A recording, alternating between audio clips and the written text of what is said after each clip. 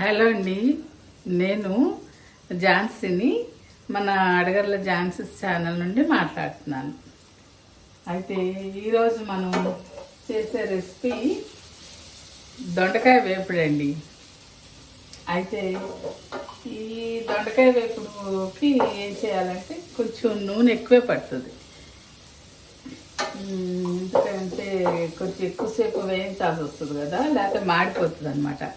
అందుకని 2 టేబుల్ స్పూన్ల ఆయిల్ వేసి, ఒక ఎండుమిరపకాయ, ఒక పావు స్పూన్ జీలకర్ర, 2 వెల్లుల్లిపాయలు, రెబ్బలు, 2 వెల్లుల్లి రెబ్బలు తాలింపులో వేసానండి. కరివేపాకు మామూలే కదా వేస్తాము. వేసి ఇప్పుడు ఒక 5 నిమిషాల నుంచి చక్కగా ఇట్లా ఉప్పు పసుపు వేసి ఈ మూత పెట్టేసి మగ్గిస్తున్నాను అనమాట ఇట్లా.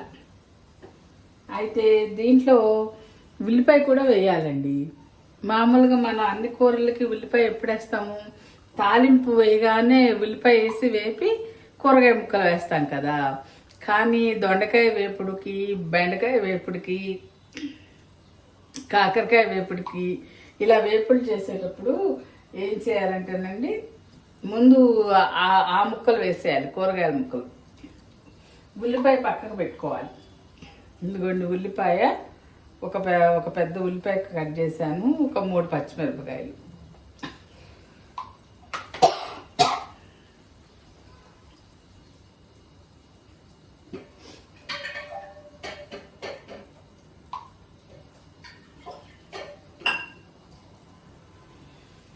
అయితే తాలింపు వేయగానే ఈ ఉల్లిపాయ ముక్కలు వేయకుండా, ఇదిగోండి ఇప్పుడు ఏమైంది, తాలింపు వేయగానే ఈ దొండకాయ ముక్కలు వేసేసా. ఈ చక్కగా 3 వంతులు మగ్గిపోయినాయండి.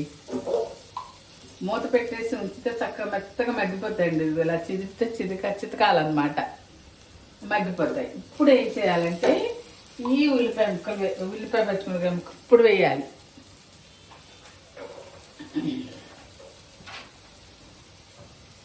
మామూలు ఇగురు కూరలకు వేరే వేపుళ్ళకి చేసినట్టు కాకుండా ఇలా ఉప్పుడు వేసి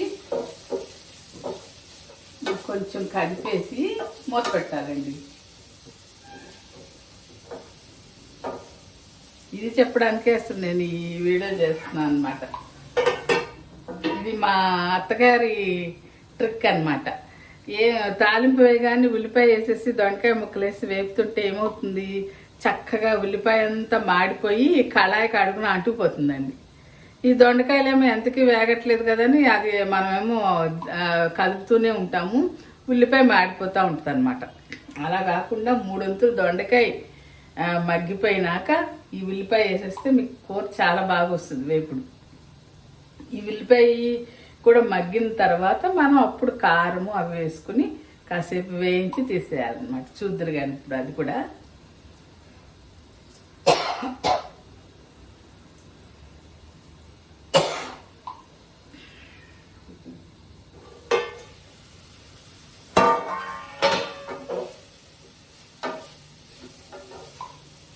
అయితే ఇదంతా కొంచెం మీడియం ఫ్లేమ్ మీద చేయాలండి, హైలో పెట్టేస్తే మాడిపోతాయి.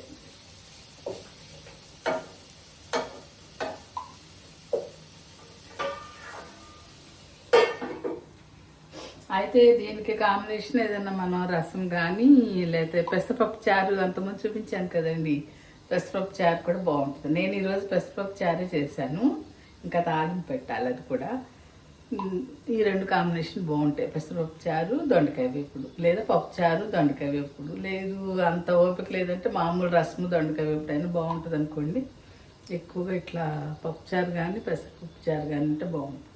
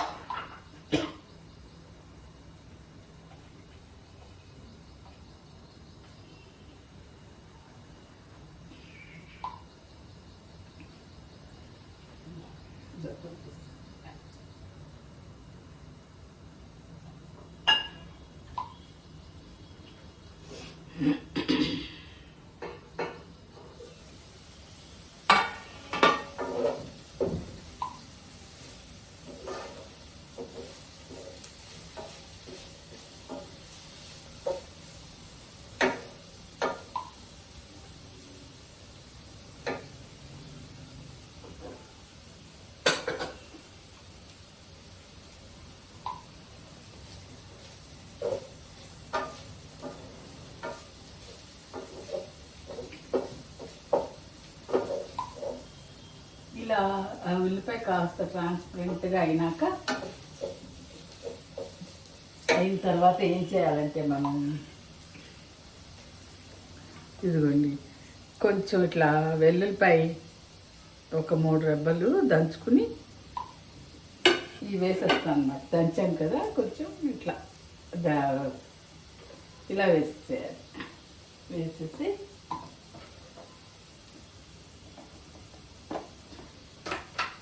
ఇప్పుడు కారం కూడా వేయాలి. ఇది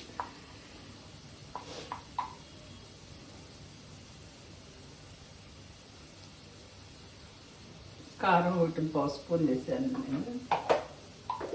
కారం ఎవరి టేస్ట్ తగ్గట్టు వాళ్ళు చూసి వేసుకోవడదండి, చూసి వేసుకోవడం. కాకపోతే ఈ వెల్లుల్లిపాయ మాత్రం దంచి వేయాలి, అప్పుడే వేపుడు బాగుంటుంది కారంతో పాటు వేస్తే. అయితే ఇది వరకు జీలకర్ర వెల్లుల్లిపాయ దంచి వేసేవాళ్ళమండి, కానీ జీలకర్ర తాలింపులో వేస్తేనే బాగుంటుందని ఇంకా జీలకర్ర దంచేట్లో వెల్లుల్లిపాయ మాత్రం కొద్దిగా దంచి ఇలా వేసేసి వేపేయడం.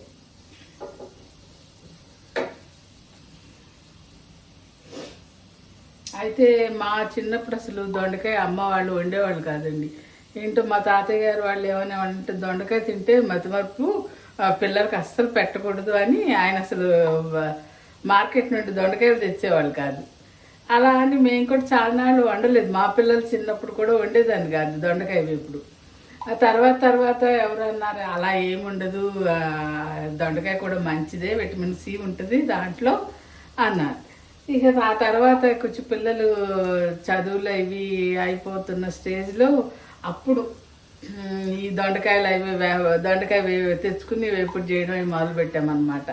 లేకపోతే ఫస్ట్లో నేను కూడా దొండకాయలు ఇంకా మా తాతయ్య గారు అన్న మాటలు అలా మైండ్లో ఉండిపోయినాయి. అమ్మో దొండకాయ తింటే మతిమరుపు అంటున్నారు కదా అన్నట్టు షాప్కి వెళ్ళినప్పుడు దొండకాయలు మాత్రం తెచ్చేవాళ్ళం కాదు. తర్వాత అలవాటు అయిపోయిందండి. మా అత్తగారికి చాలా ఇష్టం దొండకాయ వేపుడు. ఇంకా ఇట్లా చేస్తే బాగుంటుంది ఝాన్సీ అంటే ఇంకా అప్పటి నుంచి ఇలా చేస్తున్నాం అన్నమాట.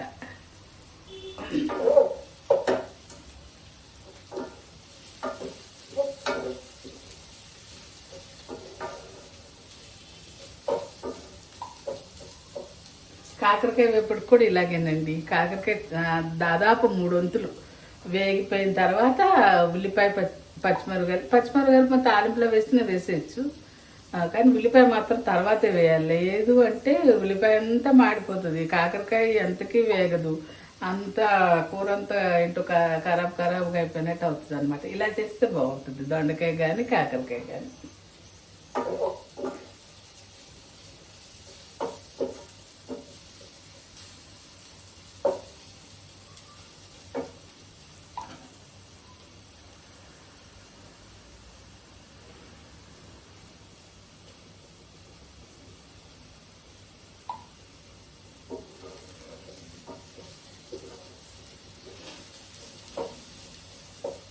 కొంచెం దొండకాయకి టైం ఎక్కువే పడుతుందండి. కాస్త హడావుడిగా ఆఫీసుకి వెళ్ళేవాళ్ళు పొద్దుట చేసుకోవాలంటే కష్టమే. కట్ చేయడం కొంచెం టైం పడుతుంది, వేపడం టైం పడుతుంది. ఇది సాయంత్రం వాళ్ళు ఆఫీస్కి వెళ్ళే వాళ్ళు అయితే కాస్త సాయంత్రం పూట ఏదైనా ఓపికగా చేసుకోవాలంటే ఇలాంటి కూరలు చేసుకోవాలి. అదే బెండకాయ వేపుడు, కోడిగుడ్లు పొరుటు అలాంటివి అంటే కొంచెం క్విక్గా అయిపోతాయి కదా, వాళ్ళకి అవే బాగుంటాయి పొద్దుట చేసుకోవడానికి.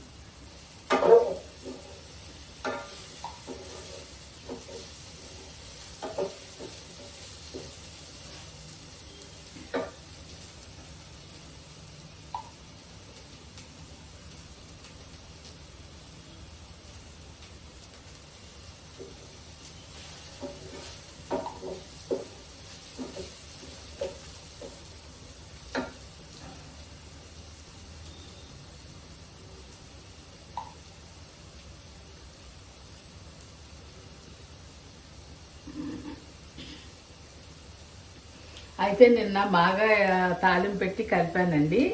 మాగాయ పచ్చడి కలపడం ఎలాగో కూడా చేసి చూపించాను.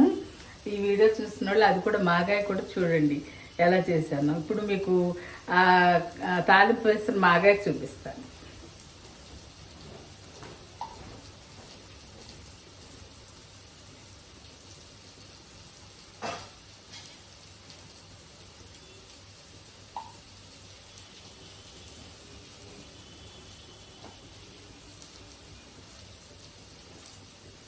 ఇదిగోండి మాగాయ పచ్చిది.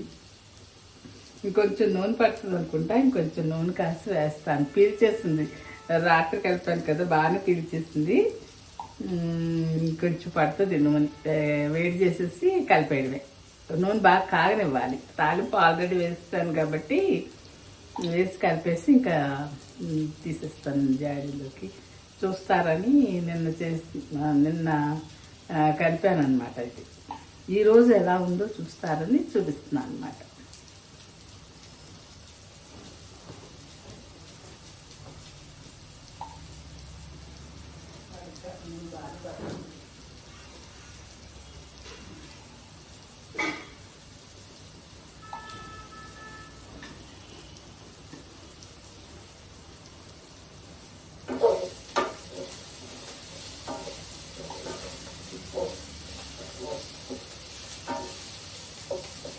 అయితే ఈ వేపుళ్ళు మరీ మాడిపోయినట్టు చేసుకోకూడదండి. మాడిపోయినట్టు చేసుకుంటే దాంట్లో ఉన్న వాల్యూస్ అన్నీ పోతాయి కదా. చక్కగా మెత్తగా అవ్వాలి, కొంచెం వేగాలి. కానీ కొంతమంది నేను చూసా బాగా నల్లగా అయిపోయేట్టు వేపేస్తారు. అలా వేపేస్తే ఇంకా వాటిని మనం తిన్నా తినపోయినా ఒకటే, ఇంకేం ఉండదు దాంట్లో.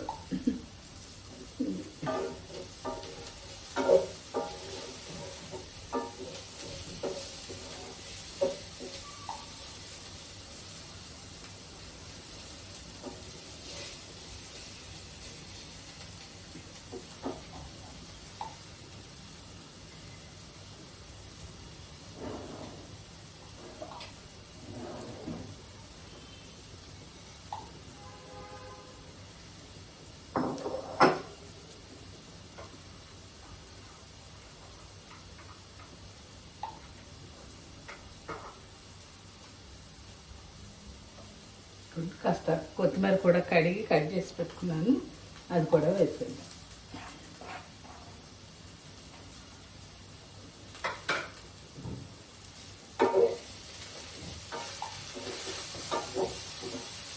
ఉప్పు ఒక అర స్పూన్ వేసానండి ముందే. దొండకాయ ముక్కలు వేసినప్పుడే ఒక అర స్పూన్ ఉప్పును పసుపు వేసి చేసాను అనమాట. ఉల్లిపాయ వేసిన తర్వాత కదా కారం అది వేసాము. దాదాపు అయిపోయింది, మెత్తగా అయిపోయింది. ఇదిగోండి,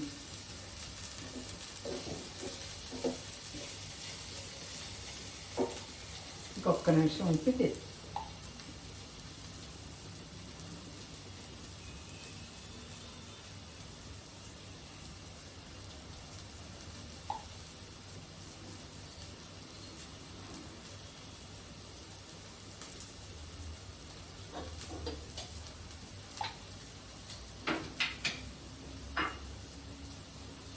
దీంట్లోకి ఇది పెసరపప్పు చారండి.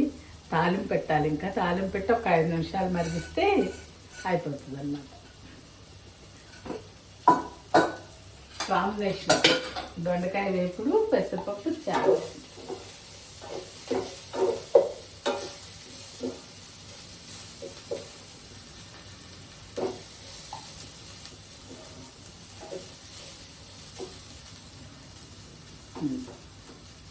రెడీ అయింది మన కర్రీ, వేపుడు, దొండకాయ వేపుడు.